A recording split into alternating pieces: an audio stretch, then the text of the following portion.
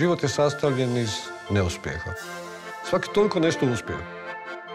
Fenomenalan taj feeling kad stvoriš nešto. Meni je vinograd sve. Meni je to život.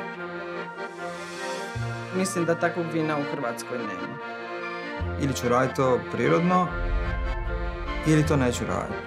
70% ljudi ne zna što je čist ekološki pekmez bez ikakvih dodataka. Bitno je da svi shvate da se može, ali da se ne može preko noći. To je izgledalo kao najbolja sirana u Francuskoj, u Normandiji. I to je jedini način kako da se ova zemlja prezentira sa svim onim što je tu. Viva Marcelo!